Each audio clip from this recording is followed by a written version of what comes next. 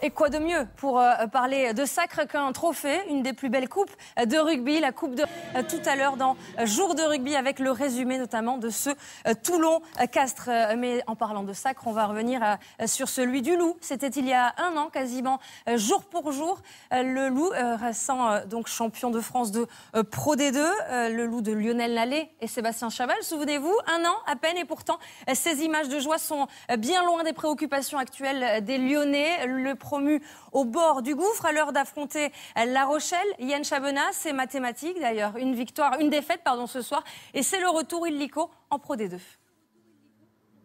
Non plus leur destin entre leurs mains. Ils sont obligés d'attendre désormais les résultats des autres concurrents pour le maintien, et notamment celui de Bayonne. Bayonne était en déplacement à Montpellier aujourd'hui. C'est l'autre bataille qui nous intéresse au plus haut point dans ce top 14, la bataille pour la 6e et dernière place qualificative pour les phases finales. Ils sont 3, vous le voyez, à se bagarrer chaque week-end à distance. Il y a Oyonnax, il y a donc Montpellier et Bordeaux-Bègles. Le candidat que l'on attendait le plus en début de saison, c'était Montpellier. Oui, mais depuis, il y a eu une véritable traversée du désert. Jean-Baptiste Esculier qui place aujourd'hui ses Montpelliérains dans une situation inédite, à la fois aux portes des barrages et toujours sous la menace de la relégation.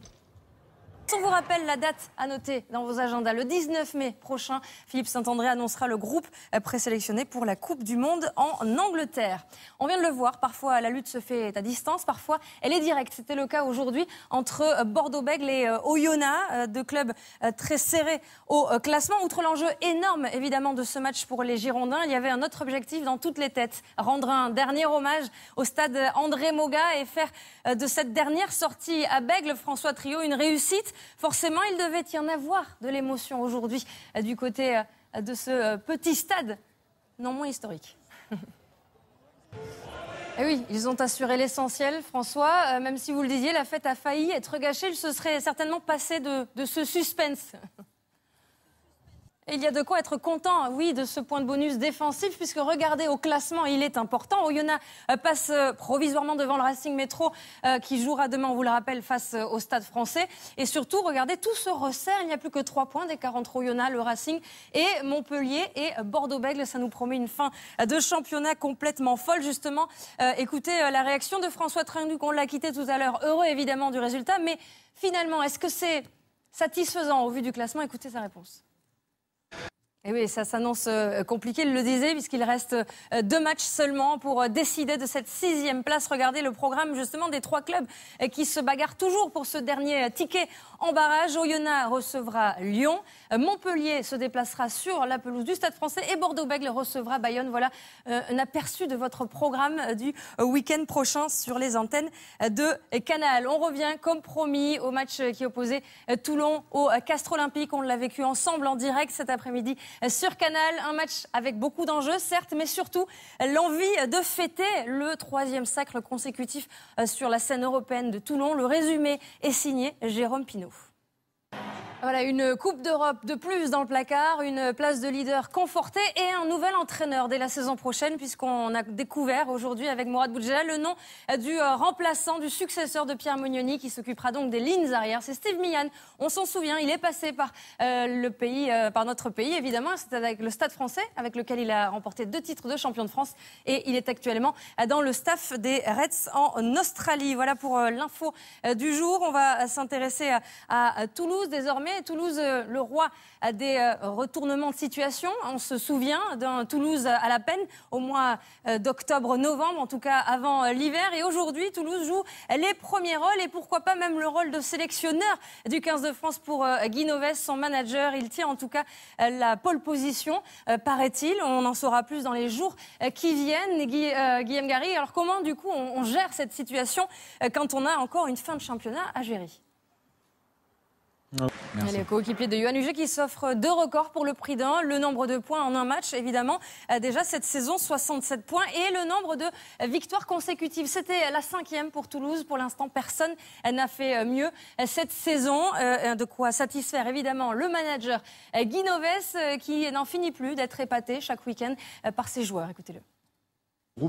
Voilà pour ce résultat. On va terminer la journée, en tout cas ce samedi, par le match de votre soirée. C'était sur Canal+ Sport. On retrouve justement du côté de Grenoble qui recevait Clermont Philippe Groussard et Fabien Pelouse. Bonsoir messieurs. Alors on a vu un Toulon en pleine forme. On se demande forcément si Clermont l'était tout autant ce soir ou si Clermont avait pris un coup sur la tête le week-end dernier en Angleterre avec cette défaite en finale européenne.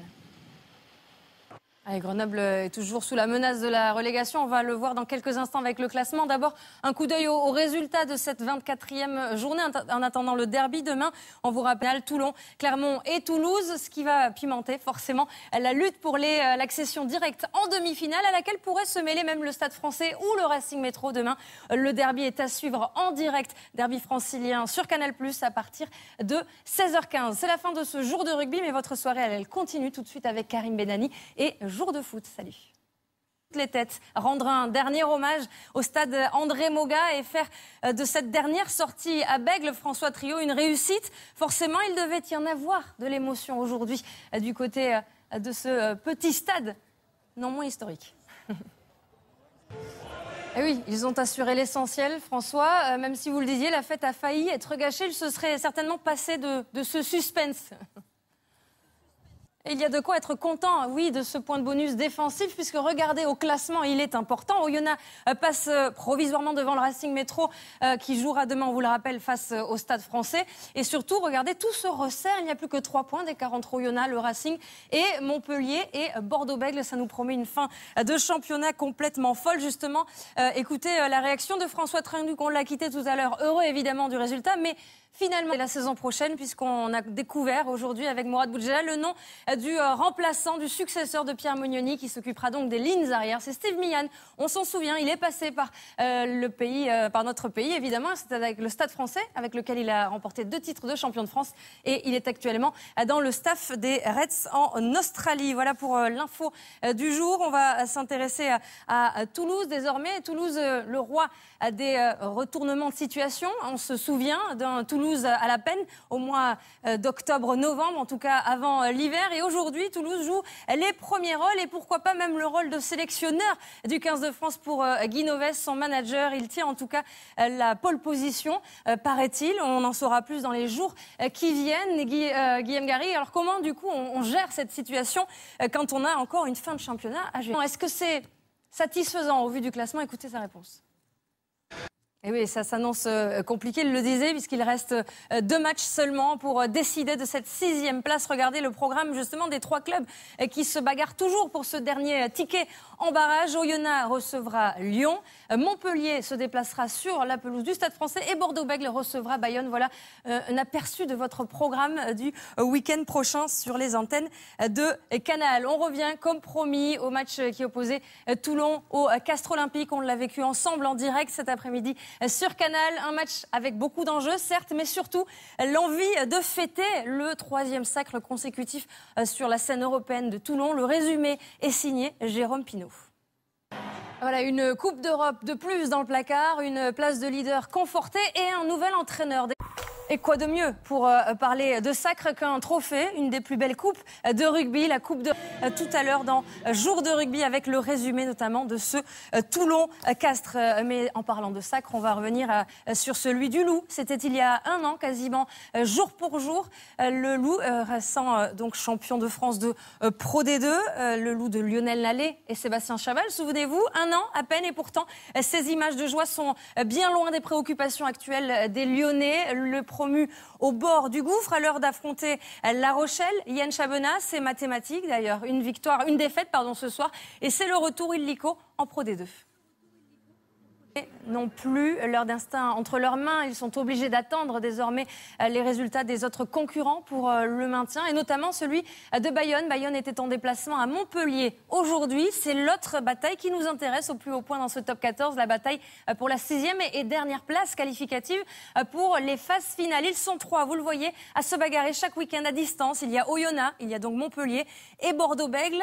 Le candidat que l'on attendait le plus en début de saison, c'était Montpellier. Oui, mais depuis, il y a eu une véritable traversée du désert. Jean-Baptiste Esculier qui place aujourd'hui ses Montpelliérains dans une situation inédite, à la fois aux portes des barrages et toujours sous la menace de la relégation.